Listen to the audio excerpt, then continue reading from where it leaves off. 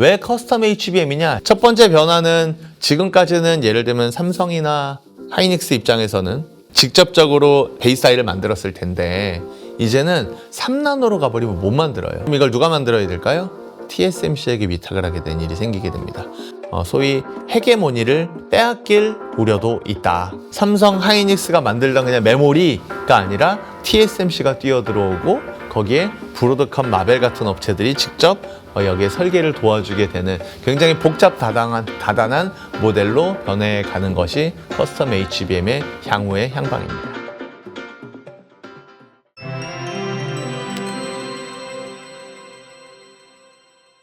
안녕하세요. 보스턴 컨설팅 그룹에서 반도체 담당하고 있는 김창욱 파트너라고 합니다. 만나서 반갑습니다.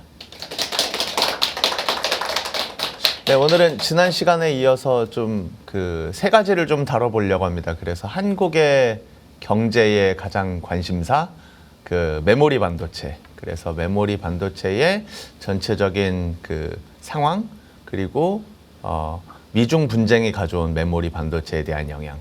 마지막 세 번째로는 제일 핫한 관심사겠죠. HBM에 대한 얘기 들려드리도록 하겠습니다. 잘 부탁드립니다. 네, 그래서 일단 첫 번째 챕터로 우리 메모리 반도체, 그래서 메모리 산업에 대한 속성에 대한 얘기를 좀 해봐 드릴게요.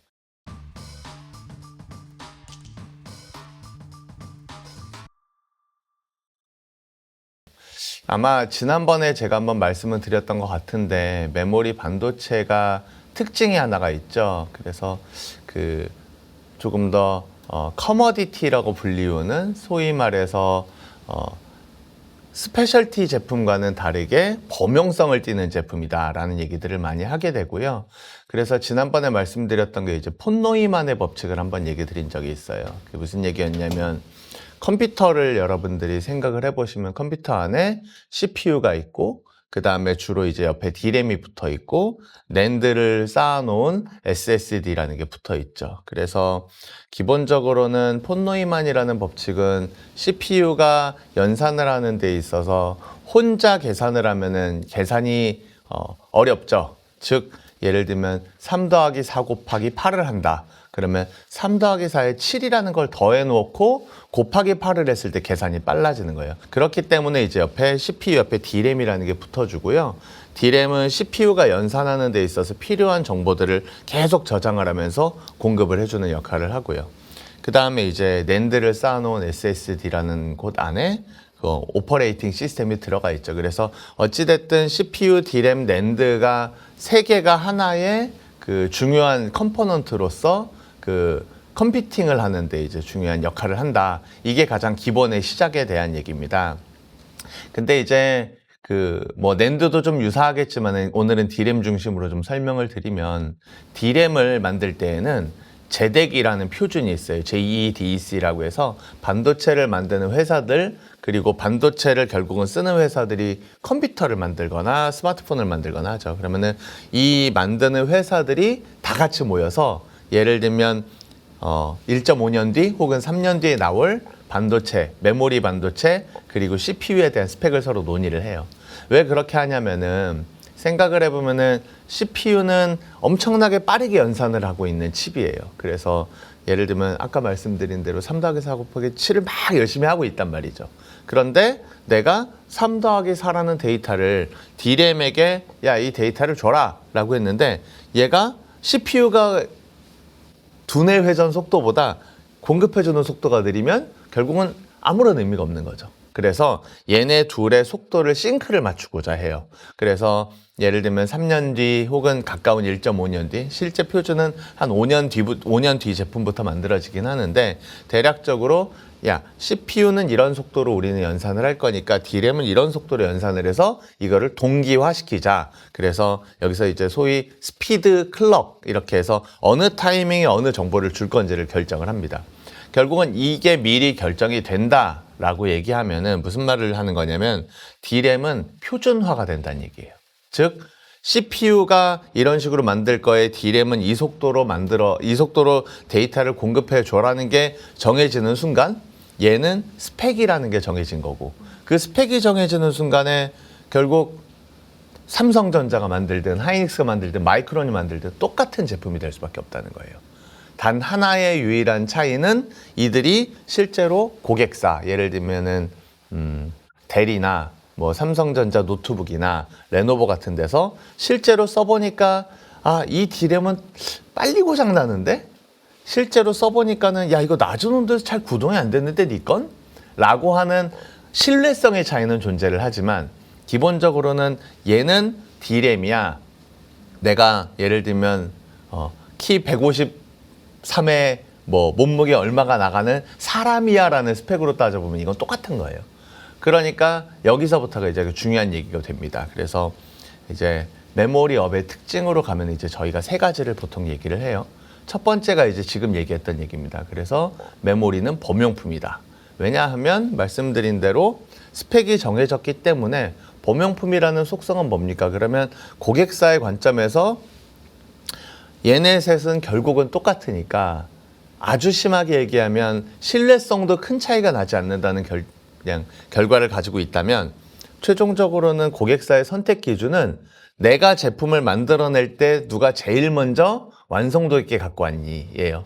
그래서 개발 속도에 따라서 삼성전자가 예를 들면 제일 먼저 이제 저희는 1A, 1B, 1C 나노 이렇게 얘기를 하는데 1B 세대 나노를 삼성전자가 제일 먼저 가져오면 이 삼성전자는 제일 개발이 먼저 끝났으니까 아무래도 제품의 성숙도도 상대적으로 높은 거거든요.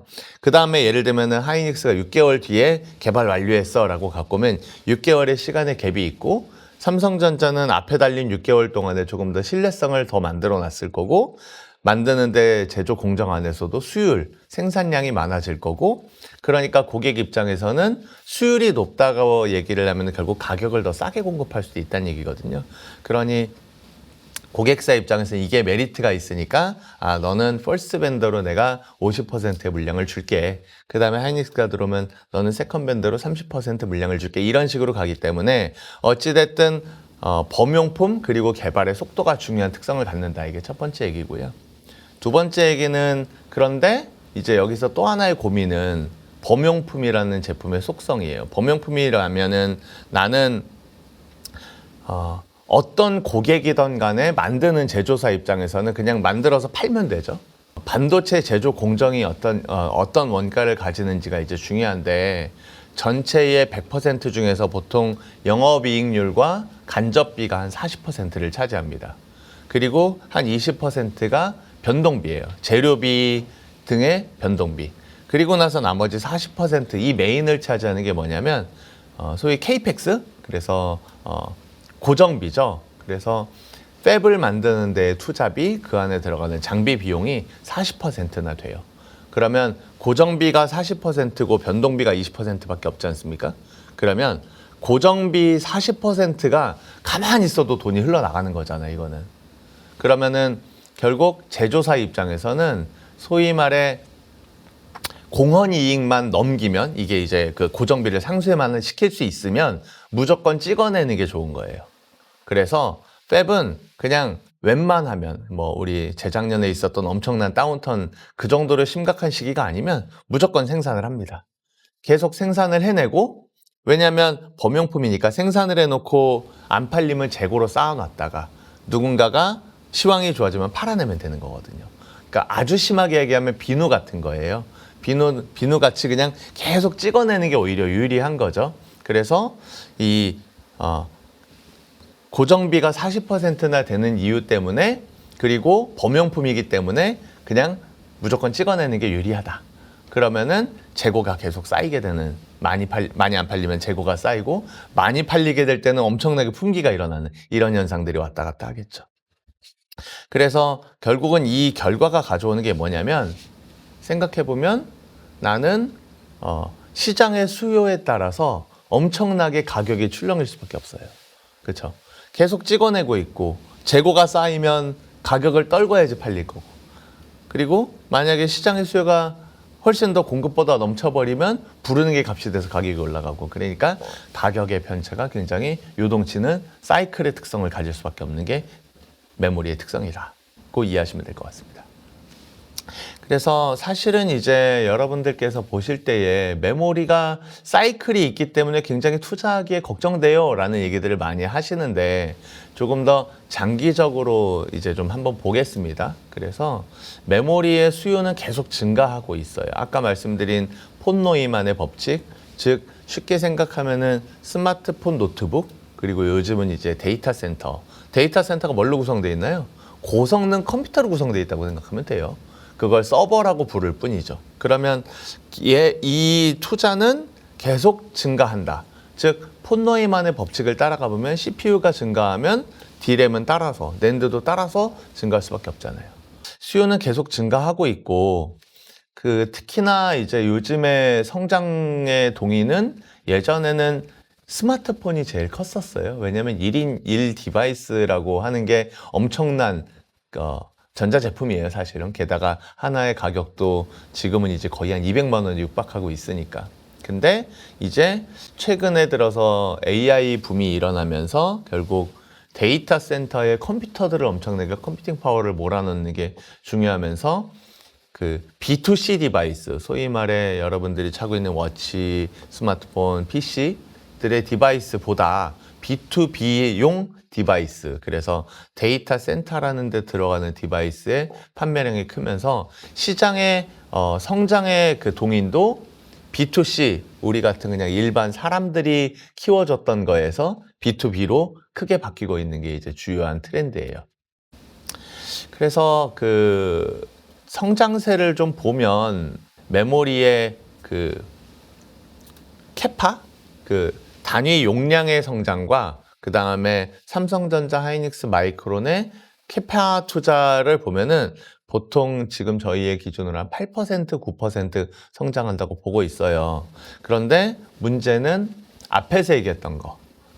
시장이 범용성이 강하다 보니까 시장에서 수요와 공급의 미스매치가 일어나면 바로 가격이 크게 흔들리는 속성이 있어서 제가 이제 하나 D램 사업자들의 매출 규모 최근에 한 7년, 5년 정도의 데이터들을 한번 좀 열어보면요. 굉장히 재밌는 게 정말 들쭉날쭉합니다.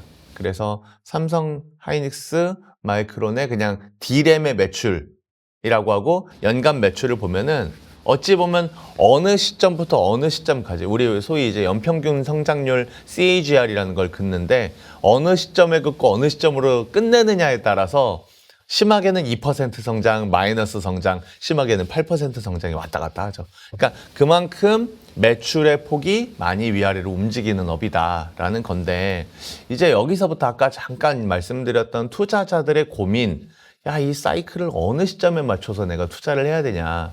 그 다음에 삼성전자, 하이닉스에 투자하시는 분들도 항상 이 삼성전자, 하이닉스만 보시는 게 아니라 거기에 들어가는 소부장들까지 같이 보시잖아요. 여러 가지들을 보시면 어느 시점에 투자해야 되지에 대한 고민들이 있는데 제가 이제 이거를 극단적으로 한 20년 정도, 안타깝게도 이제 삼성전자는 메모리 사업을 따로 공시를 안 하기 때문에 제가 하이닉스와 마이크론만 그냥 20년 정도의 매출을 한번 그려봤어요. 처음에 한 80억 불 정도의 둘의 회사의 매출이었던 게 최근 이제 제가 마지막 집계한 건 2021년도 데이터긴 한데 650억 불이 돼 있어요. 그러니까 얼마나 성장한 겁니까? 10배 이상을 성장했다는 거죠. 그리고 그 그래프도 중간중간에는 이렇게 보이지만 결국 우상향 그래프로 11% 성장한 걸로 나옵니다. 그래서 이게 앞에 말씀드렸던 단기 변동성은 있지만 회사의 장기 매출로 그어보면 결국은 우상향을 하고 있다. 근데 더 중요한 건 이 안에서 캐파예요.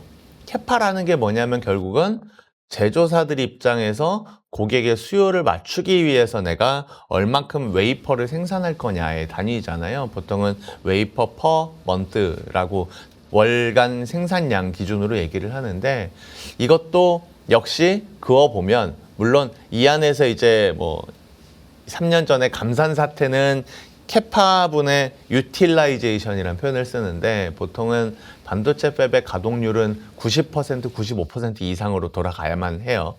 근데 뭐 감산 사태 때 이제 50%까지 떨어지긴 했었지만 이건 정말 극단적 사례고 결국은 캐파는 내가 90% 95%의 가동률을 보장할 때에 반도체 제조사들이 새로운 팹의 증설을 하는 거거든요.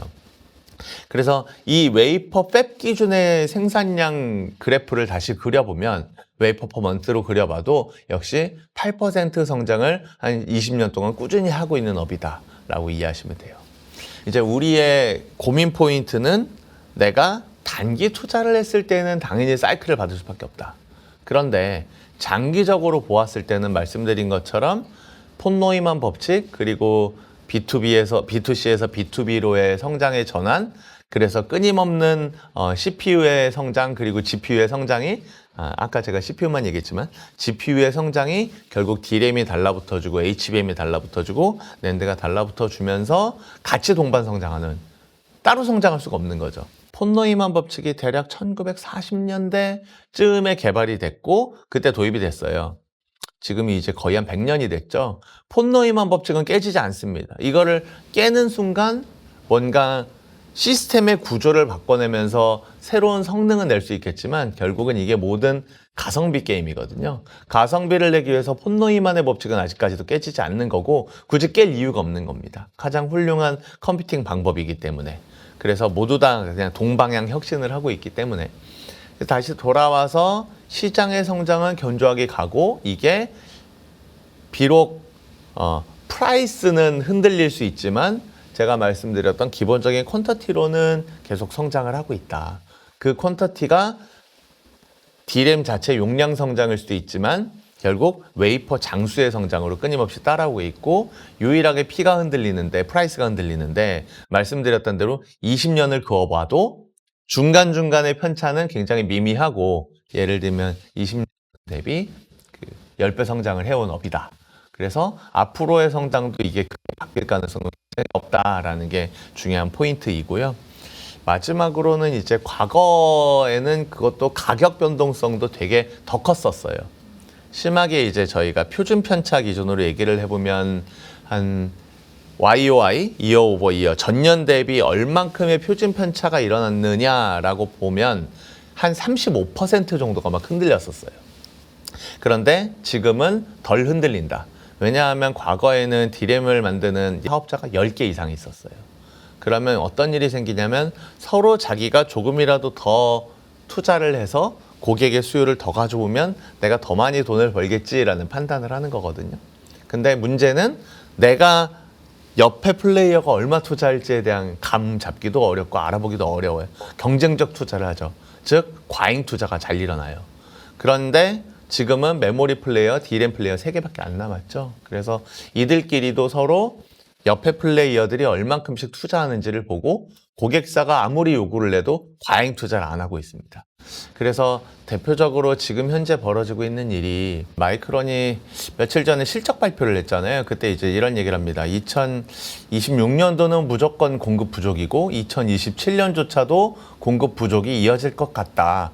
그만큼 AI로 인한 메모리 수요가 너무너무 강하다라고 얘기를 하고 있죠. 그래서 제가 이제 또 아는 분들께 들어보면 이제 어느 회사라고 밝힐 수는 없지만 2027년도에도 그 메모리의 공급 능력은 전체 시장의 수요의 50%밖에 안 될 것 같다라고 얘기를 하고 있습니다. 그래서 엄청난 그 메모리의 부족으로 인한 슈퍼 사이클은 계속 지속될 것으로 예상이 되고요. 이제 그래서 투자자 관점으로 좀 한번 마무리를 해보겠습니다. 저는 메모리에 그냥 실적을 어떻게 봐야 되느냐, 그러면 D램, HBM 모두 포함했을 때 기본적으로 폰 노이만 법칙은 유지된다. 그리고 시장에서의 수요가 예를 들면 우리가 코로나 직후에 엄청난 피크를 치고 큰 다운턴을 겪긴 했지만 그 다운턴은 코로나 때 워낙 많이 팔렸던 거에 대한 앞으로 이제 이전된 수요였다고 좀 저희는 보고 있고, 이후에는 어떻게 될 거냐가 지금 말씀드렸던 B2C로만의 성장 가도에서 B2B들이 유도하는 시장 성장이 이어지면서 성장세는 지속될 것이다. 그러면 다시 여전히 그럼에도 불구하고 단기적인 프라이스에 대한 흔들림은 존재하겠지만 만약에 여러분들께서 이거를 장기 투자 관점으로 바라보신다 그러면 무조건 이길 수 있는 게임으로 저는 좀 생각이 되고요. 그 다음에 초단기적으로 지금 보았을 때도 말씀드리는 것처럼 워낙 시장의 수요는 강함에도 불구하고 생산 능력이 부족한 문제 때문에 앞으로 조금 더 메모리의 시장 강세는 이어질 것 같다. 참고로 한 가지만 더 말씀을 드리면 그러면은 메모리 생산 능력은 왜 빨리 못 올라옵니까? 라는 질문을 하실 수 있어요. 그 이유는 지금부터도 이미 계획되어 있는 생산, 근데 아까도 말씀드렸지만 플레이어들이 공격적 투자를 잘 안 한다는 것. 왜냐하면 과거에 여러 플레이어들끼리 시장을 망가뜨린 경험이 있기 때문에 서로의 상황을 보면서 얼만큼씩 투자하지를 보고 있는데, 그러다 보니까 지금 당장 시장의 수요가 확 튀었지만 내가 여기서부터 이제 팹을 새로 짓고 혹은 팹의 클린룸을 청정도를 만들고 거기에 새로운 장비를 끼워 넣고 가스 탱크를 만들고 등등 하는데 아무리 빨라도 2년이 걸려요. 그러니까 지금 당장 내가 시장 수요 너무 좋아 한번 팹을 만들어 보자 그러면은 다음 달 가동할 수 있는 게 아니라는 거죠. 2년이 걸린다는 게 문제예요. 다 서로 따로따로가 다 걸려 있기 때문에 이게 쉽지 않다. 그래서 궁극적으로는 메모리 투자에 대한 건 여러분들이 좋게 보셔도 되겠다라고 저는 생각을 합니다. 장기적 관점에서 현재 AI 과잉 투자에 관련해서 어떻게 생각하시나요?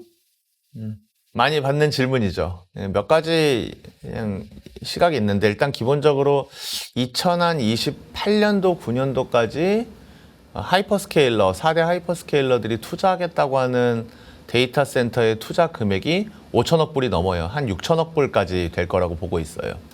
근데 이게 과잉 투자냐라고 따져보면 그냥 조금 간단하게 5천억 불이라고 한번 해보고, 보통 캐펙스 투자는 5년 단위에 이제 상각을 시키니까 1년 단위에 1,000억 불이 상각이 되고 있어요. 그러면 1,000억 불이라는 금액을 실제로 하이퍼스케일러들이 돈으로 벌어서 얘를 상쇄시킬 수 있으면 이게 AI에 대한 투자에 과도하지 않냐를 평가해 볼 수 있는 잣대가 되겠죠. 몇 가지가 있지만 하나 그냥 간단하게 얘기를 테스트를 해보면 탑 200개 글로벌 기업의 영업이익을 합산을 해봤어요. 이 탑 200개 기업들이 영업이익을 내가 어느 정도로 쓰면 아까 말했던 1,000억 불이 상각을 상쇄시킬 수 있을까 하면은 몇 퍼센트나 될 것 같으세요?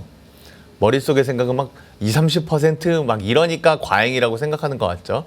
실제로는 2%, 3%밖에 안 돼요. 무슨 말이냐? 기업이 자신의 회사의 경쟁력을 AI를 통해서 높이는데 자신의 영업이익을 2% 정도 훼손한다. 엄청난 돈일까요? 크지 않은 돈이란 얘기예요. 그래서 지금 우리가 부르는 AI의 공급 과잉 투자라는 게 저는 맞지 않다라고 생각을 하고요. 또 다른 기준으로는 간단하게 얘기하면 일반 기업들이 IT 부서에서 AI에 대한 투자를 할 때 얼마 정도의 소비를 하느냐, 전체적으로 과거 대비 7% 정도의 IT 투자가 늘어났다고 해요. 엄청난 돈이 아니라는 겁니다. 그래서 지금의 투자는 충분히 말이 되는 투자다라고 이해하시면 좋을 것 같습니다.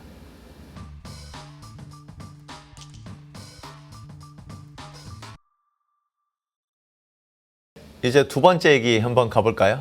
미중 분쟁. 왜 미중 분쟁을 다뤄야 되느냐 하면은 우리나라 메모리 산업에 엄청난 영향을 당연히 미치고 있는 게 미중 분쟁이기 때문입니다. 그래서 이제 미중 분쟁은 조금 더 과거로 시작해서 현재까지 한번 와볼게요. 아주 과거로 가보면 미국이 중국의 국가적인 경제를 부흥시켜 주도록 서포트를 많이 했었죠. 그런데 이게 점진적으로 지나다 보니까 2000년 한 15년, 17년 이 정도 수준에 이제 다다랐을 때에 이제 미국이 중국의 힘이 너무 커졌다. 그러면서 미국 입장에서 대중 무역 적자가 3,500억 불이 돼요. 그러니까 미국이 오히려 이제는 중국으로부터 수입하는 적자가 너무 크다. 이건 문제가 아니냐라고 하면서 국가적인 문제를 이제 제기하기 시작합니다. 그래서 대략적으로 2018년도부터 미국이 중국에 대한 견제 의도가 이제 좀 나타나기 시작했어요. 가장 대표적으로 몇 가지 사건이 기억이 나는데, 예를 들면은 중국의 이제 통신사 GT라고 하는 통신사가 뭔가 미국의 국가 정보를 밖으로 빼돌린다, 이런 얘기들로 하면서 이제 GT도 있었고, 그 다음에 이제 대표적으로 화웨이의 백도어 사건도 있었죠. 화웨이의 서버가 워낙 글로벌 모든 회사들이 다 네트워크망을 장비로 너무 좋으니까 다 쓰는데, 거기에 뭔가의 정보를 중국으로 빼돌릴 수 있는 통신망 칩을 넣어놨다. 그래서 백도어 사건이 벌어지고, 그래서 이때부터 이제 미국이 본격적으로 17, 18년도부터 중국에 대한 엔터티라는 이름으로 제재를 합니다. 그래서 특정 회사 대상, 중국의 특정 회사에 특정한 어떤 제품 단위로 이거를 수출 통제를 합니다. 그래서 그 회사를 대상으로는 미국이 어떤 제품, 미국이 갖고 있는 뭐 예를 들면 반도체가 됐던, 아니면 미국이 갖고 있는 어떤 기술이 된 걸 수출하지 않는다라는 수출 통제. 뭐 수입 안 하는 건 당연한 거고 수출 통제가 일어나기 시작을 해요. 근데 이제 2022년도 한 초반에 이제 큰 사건이 벌어지게 됩니다. 이게 뭐였냐면은 대략적으로 이때 시기에 일단은 먼저 벌어졌던 일들은 미국이 뭔가 태도를 바꿨어요. 그래서 기본적으로는 말씀드린 엔터티 단위의 수출 통제였다고 하면 갑자기 엔터티가 아니라 범위 단위로 통제를 하기 시작합니다. 그래서 D램으로 따지면은 18나노 이하 D램, 그 다음에 낸드로 따지면 128단 이상, 로직으로 따지면 뭐 트랜지스터 몇 개의 그 연산 T플롭스 얼마 이상, 뭐 이런 것들에 대한 범위를 가지고서 우리는 이런 것들은 수출하지 않겠다라고 하는 걸로 바뀌게 돼요. 중국이 그런 거를 만들 수 있는 제조 설비 혹은 기술 회사들 대상으로는 수출을 통제하겠다라고 하면서 엔터티 단위가 아니라 큰 범위 단위로 갔다는 거. 이 상황에 이제 여기에 이제 어떤 일이 생기냐면은 대충 7월, 8월 달쯤 2022년도 미국이 동시에 칩스 액트법을 발효를 합니다. 칩스 액트법이 뭐였냐면 골자는 미국 내에 반도체 제조 시설을 짓는 회사들에게는 우리가 이만큼의 보조금을 주고 세제 혜택을 주겠다라고 하는 선언이에요. 일견 어떻게 보면 두 개는 되게 개별 사건처럼 보여져요. 중국이 워낙 커가니까 그거를 뭔가 통제하겠다는 것. 반면에 미국도 반도체를 부흥하겠어요. 제조 부흥을 하겠습니다라고 하는 부흥을 위한 칩스 액트법.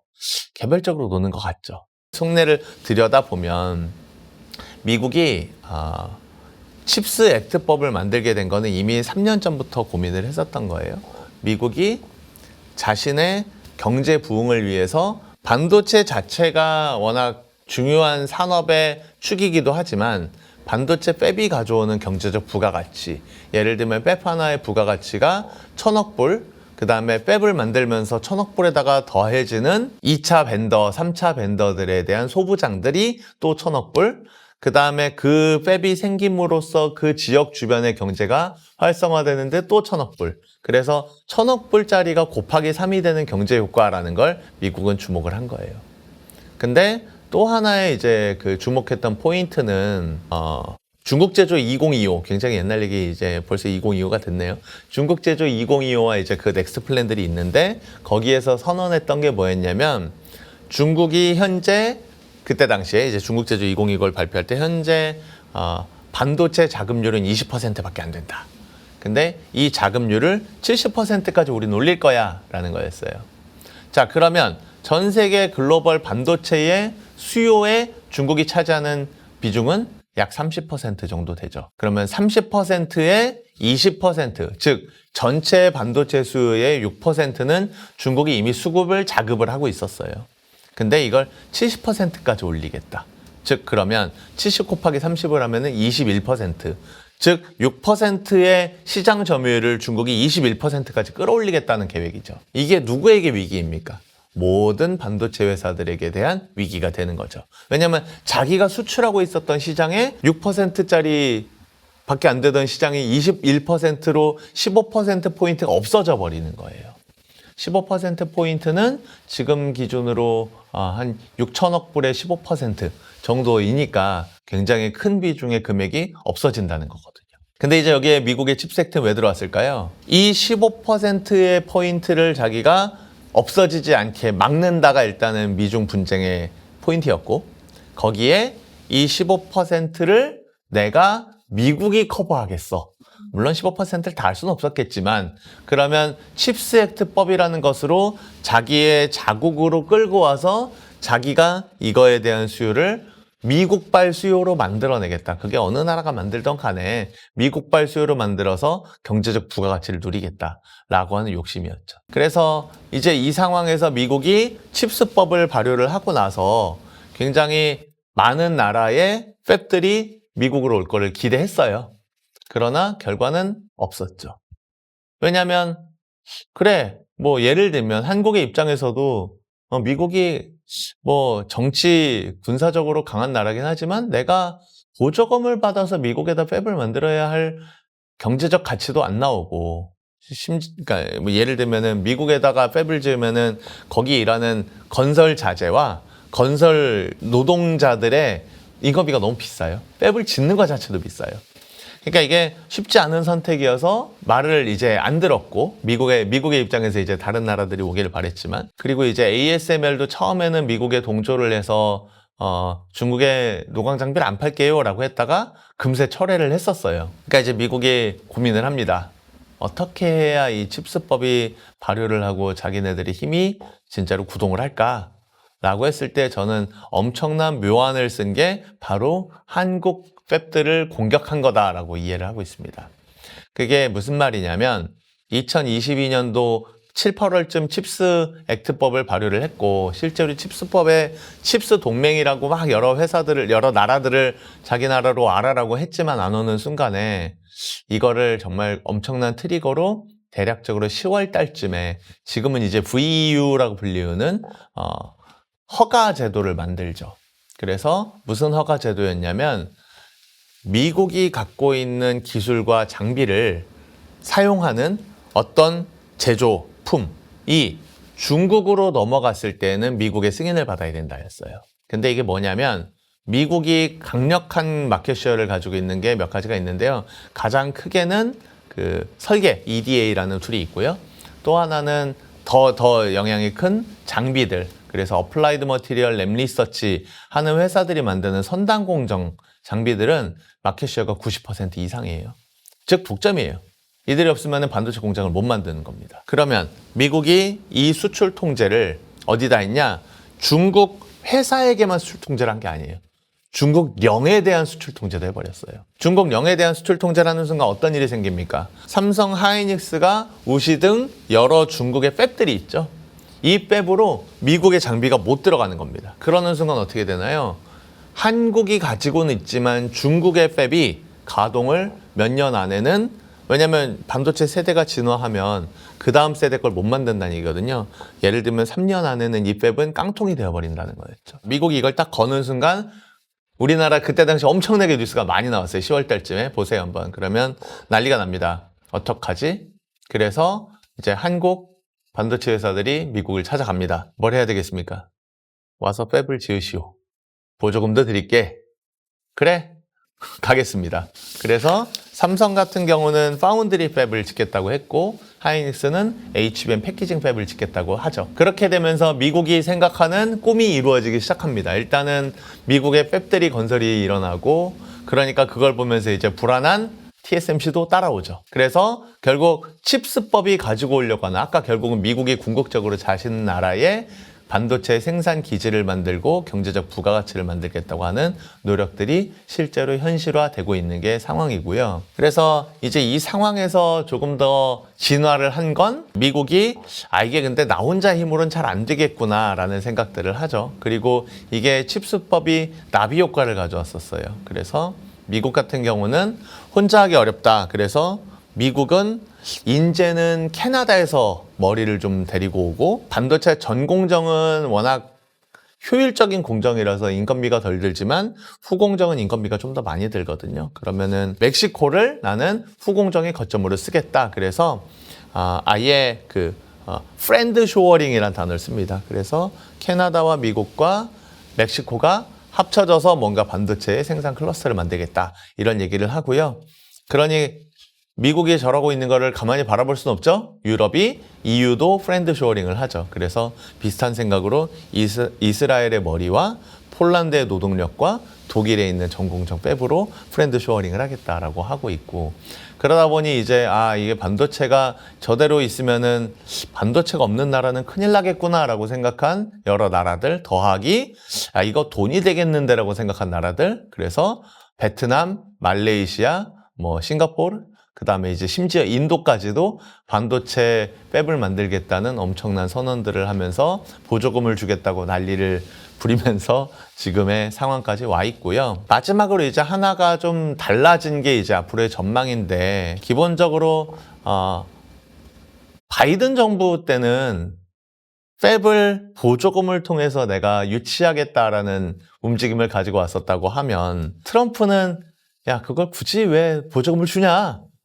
우리는 관세로 충분히 미국의 팹을 짓도록 강요할 수 있지 않냐? 라는 걸로 정책이 바뀌면서 칩스법에서 주기로 약속했던 보조금조차도 안 줄지 모른다는 얘기들이 지금 막 있는 거죠. 근데 이제 트럼프도 원래 이 반도체 관세가 부임하면 바로 내겠다, 카드를 들겠다라고 했는데, 일단 올해 1년 동안 잠잠했어요. 올해 한 중반쯤에 다시 관세 카드가 얘기가 나올 거다. 우리 그때 막 이제 자동차 관세 협상 하고 이때쯤에.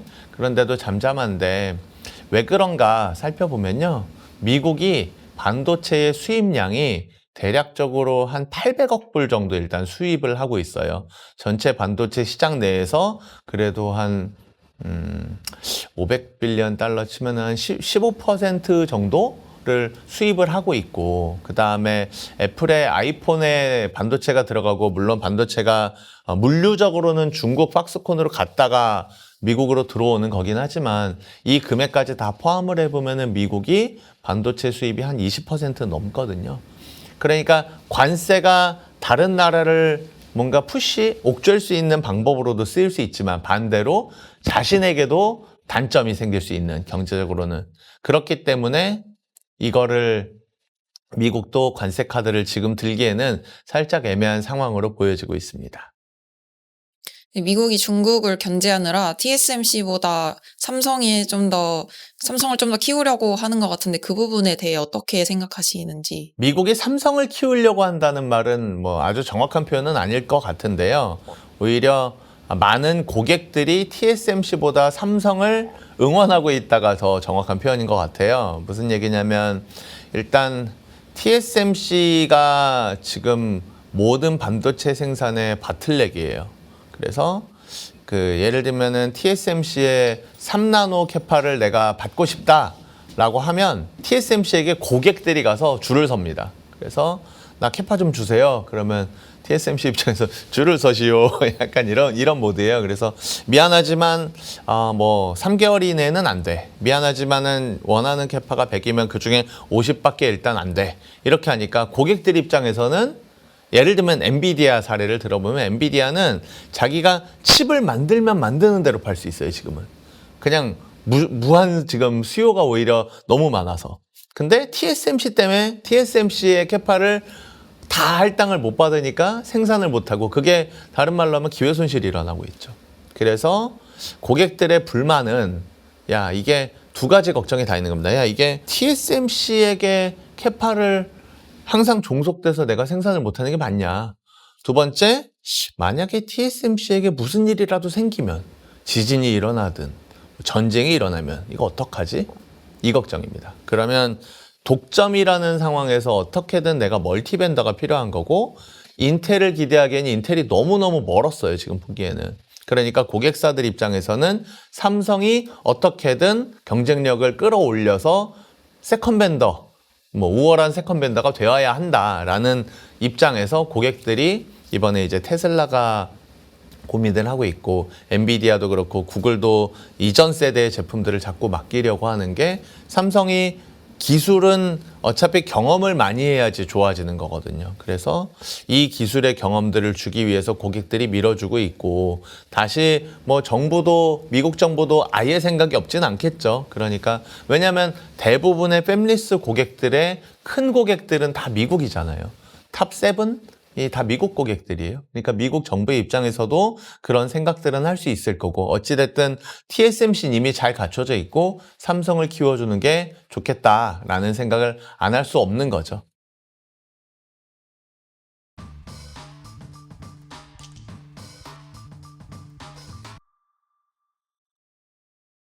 네. 이제 세 번째 HBM 얘기를 좀 해볼게요. 그래서 요즘 또 이제 화두가 되고 있는 단어가 커스텀 HBM이라는 단어가 화두가 되고 있습니다. 이게 과연 뭔지, 그리고 이게 어떠한 앞으로의 변화를 가져올지를 좀 간단하게 설명을 드릴 건데요. 일단은 기본적으로 HBM이라는 게 뭔지는 다 아실 거고, 근데 HBM도 살짝 이해를 하시면 좋은 거는 기본적으로 내가 어떤 칩 옆에 쓰이냐에 따라서 HBM의 수량은 달라집니다. 즉 GPU 옆에 HBM이 몇 개가 붙어 있느냐가 또 중요한 얘기죠. HBM 한 개에 또 몇 층의 D램이 붙어 있느냐도 중요하고요. 그래서 현재 일단 엔비디아 기준으로 가면은 HBM이 엔비디아의 처음 칩에는 HBM 4개밖에 안 들어왔었어요. 6개로 늘고 8개로 늘고 있는 모습이고, 구글의 TPU도 과거에는 HBM 2개밖에 안 썼었어요. 그러니까 구글은 상대적으로 엔비디아의 칩보다는 조금 더 학습과 추론을 둘 다 범용적으로 하려고 하다 보니까 HBM이 조금 더 덜 쓰이기도 했고 엔비디아보다 성능이 낮았던 이유도 둘 다 있죠. 근데 어쨌든 최근 버전으로는 이제 HBM이 그래도 한 8개까지 사용될 거라고 보여지고 있고요. 살짝 하나만 그냥 참고로 편을 가르면 여러분들 또 많이 보시는 이제 텐스토렌트, 그로크 뭐 이런 회사들 얘기 많이 보실 텐데, 이런 계열들은 HBM을 붙이지 않습니다. 그들은 GDDR이나 아니면은 아예 SRAM, 그냥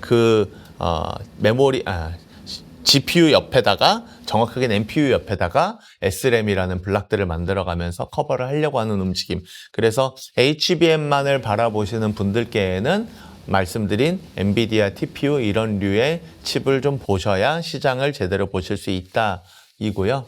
그다음에 간단하게 그래도 HBM 성장을 어떻게 보냐면, 저희 BCG에서는 2024년 기준으로 한 140억 불 정도밖에 안 되는 시장이었어요.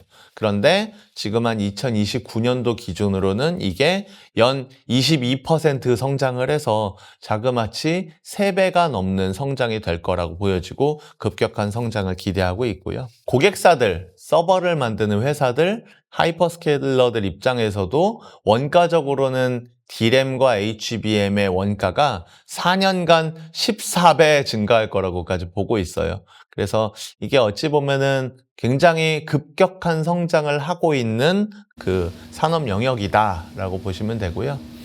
일단 이제 좀 CHBM, 커스텀 HBM으로 돌아와 보면 저희 전망은 한 2030년 기준으로 전체 HBM 중에 70%가 커스텀 HBM이 될 거라고 보여지고 있습니다.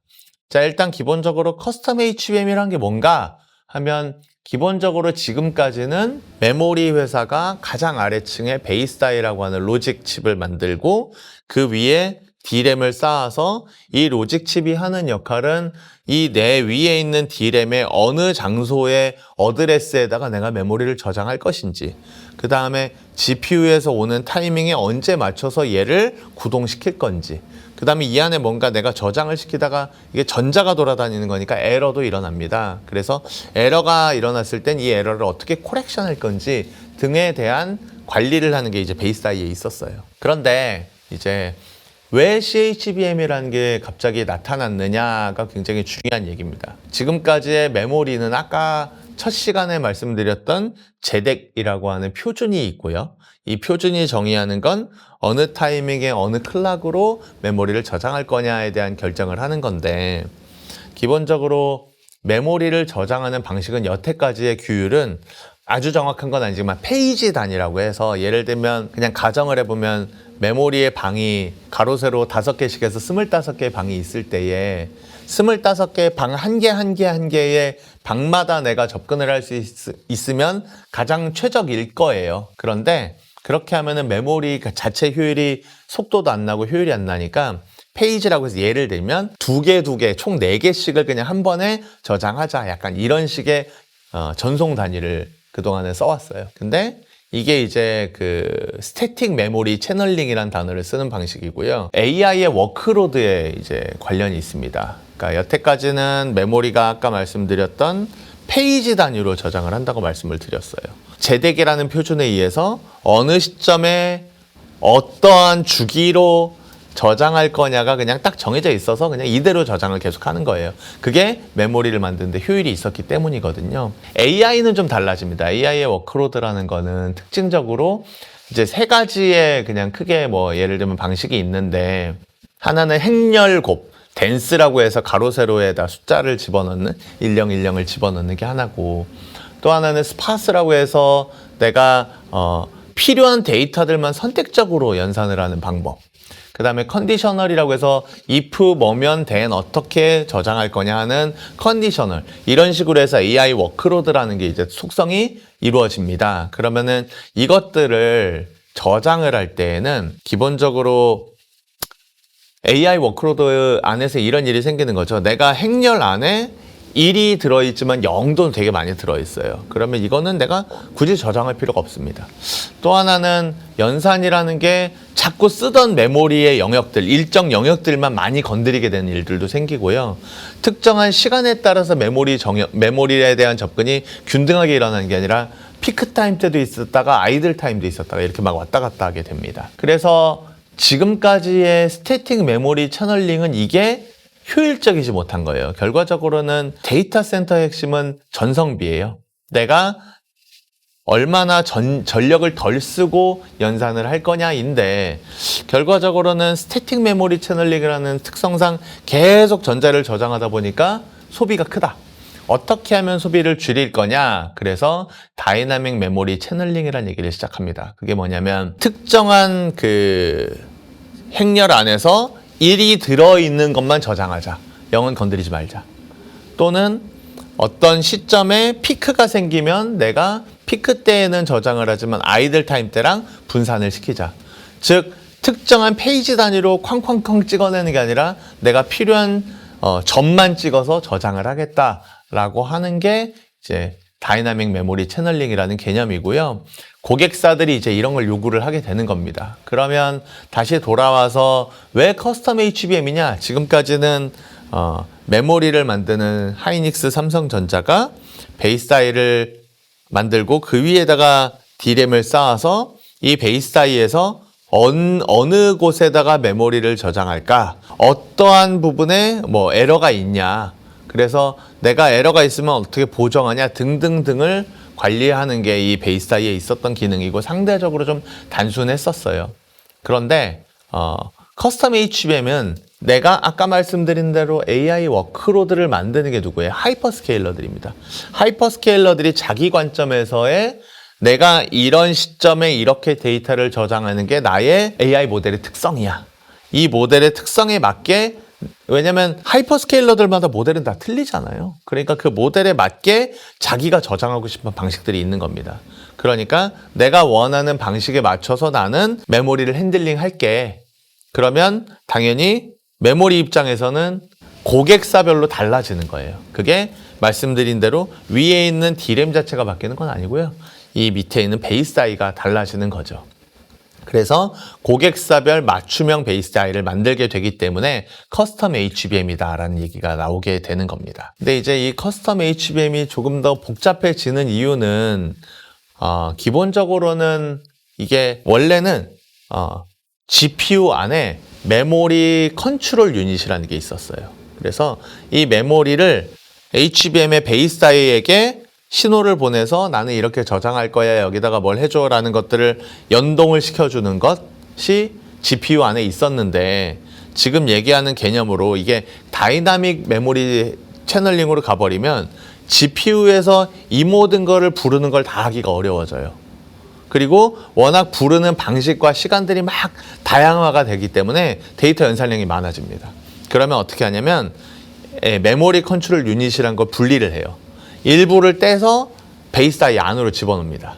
그래서 조금 더 메모리를 직접적으로 컨트롤해야 되는 시그널링, 뭐 아니면은 에러 코렉션 이런 기능들의 영역들은 HBM의 베이스 다이에 있고, 기존에 HBM을 어떻게 쓸 거냐를 부르는 영역들만 이 GPU 안에 남거든요. 근데 말씀드린 대로 데이터량이 확 늘어나니까 지금은 이 HBM의 베이스 사이가 예를 들면은 굉장히 높은 노드의 나노로 만들지만 앞으로는 이게 12나노 뭐 심지어는 3나노까지도 이제 이 베이스 사이를 만들어야 되는 일들이 생기면서 첫 번째 변화는 지금까지는 예를 들면 삼성이나 하이닉스 입장에서는 자신들이 메모리 사업부 혹은 하이닉스의 메모리를 만드는 디램 팀에서 직접적으로 베이스 사이를 만들었을 텐데 이제는 3나노로 가버리면 못 만들어요.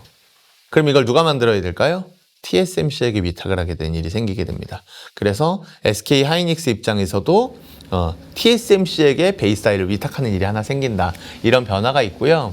그다음에 또 하나는 고객사들마다 자신들이 원하는 베이스 사이를 만들고 싶잖아요. 그러니까 고객사들이 이제는 두 가지. 첫 번째는 메모리사에게 주문을 해서 베이스 사이를 만들어 오려고 하는 움직임도 있지만 어떤 고객사들은 내가 직접 설계할 거야 라고 하는 움직임들도 일어나요. 그래서 내가 직접 설계한다고 하면 예를 들면 하이닉스 입장에서 기본적으로 메모리를 컨트롤하고 있는 그 설계부들을 고객사한테 블랙박스로 제공을 하고 고객사들은 자기가 필요한 영역들을 설계해서 TSMC에게 맡기게 되는.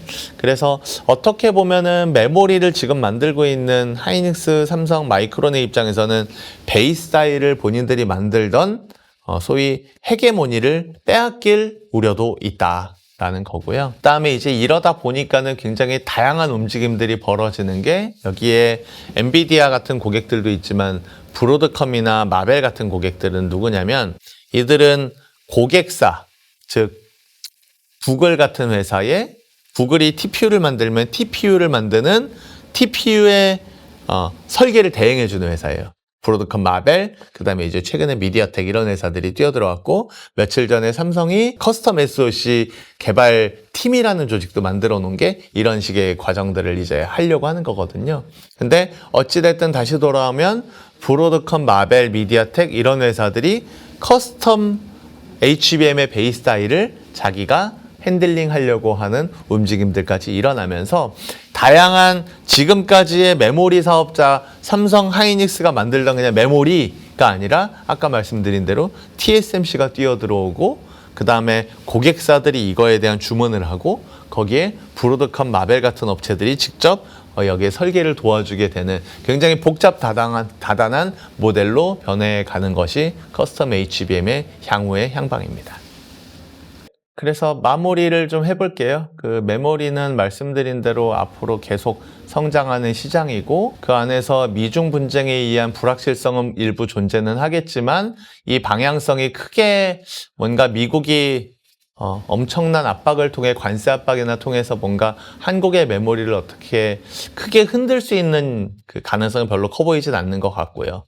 그 다음에 이제 HBM이라는 게 앞으로 엄청난 성장을 할 텐데 그 안에서 베이스 사이를 누가 쥐느냐에 대한 헤게모니의 차이는 있겠지만 이 헤게모니 자체가 여전히 메모리사들이 어느 정도는 중요한 기여를 하게 될 거고 그 안에서 누가 이 변화하는 경쟁 다이나믹스를 선점하느냐에 따라서 여러분들이 어떤 회사를 응원할 거냐가 좀 결정이 되지 않을까 싶습니다. 오늘 내용은 어떠셨나요? 좀 기술적인 얘기들도 좀 있어서 최대한 쉽게 설명을 해보려고 노력은 했는데 다소 좀 어려운 부분도 있었던 것 같고요. 그래도 여러분들께서 좀 크게는 알고 계셨지만 디테일하게 알지는 못하셨던 얘기들이 좀 소화가 되셔서 도움이 되셨기를 바랍니다. 네, 저는 오늘 여기까지 하겠습니다. 보스턴 컨설팅의 김창욱 파트너입니다. 감사합니다.